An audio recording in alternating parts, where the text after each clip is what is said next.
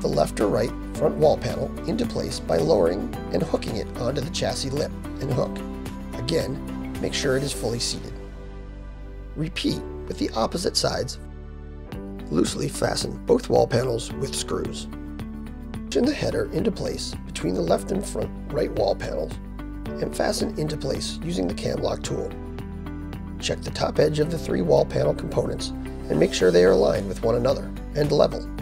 Recheck the plumb vertical alignment of the sides of the door frame.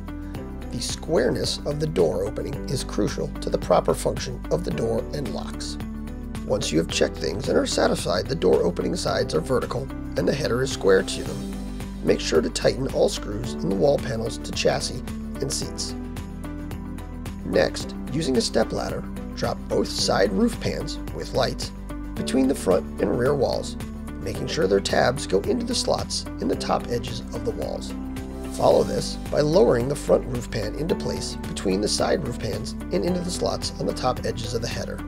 With the rear roof pan, you will first need to route the electrical connector coming out of the top of the middle back wall panel through the access hole in the back side of the pan before you are able to lower it into place.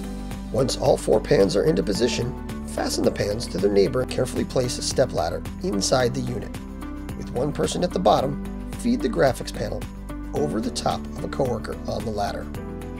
The person on the ladder should start to feed the panel into the channels in the aluminum edges with gentle assistance from the person on the floor. The panel should slide in fairly easily. If there's any resistance, stop, identify the problem, and try again. Forcing the panel can cause damage or make it pop out of the channels altogether. Once most of the panel has slid partially into place, allow the person on the floor to take over and lower the panel the rest of the way. You may have to push gently on the center of the lower edge of the panel to make it slide behind the lip of the chassis. Next, lay both roof caps onto the top of the unit. Be sure to have the side of the caps with the lock info sticker face up, and preferably towards the front for future reference.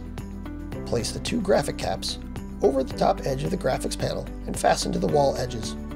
Drop in the center perforated pan into the opening in the roof and fasten with screws.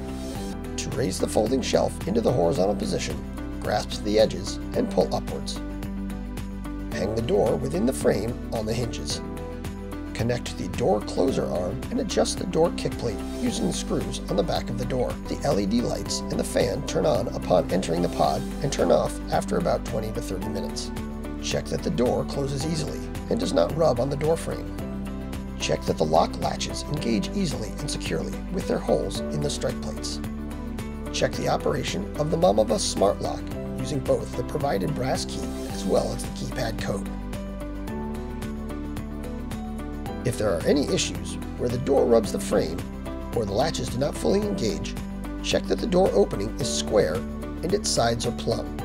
If not, recheck and re-level using the adjustable leveling feet bolts accessed behind the seat beauty panels. We hope this quick overview of the installation process has been helpful. Find this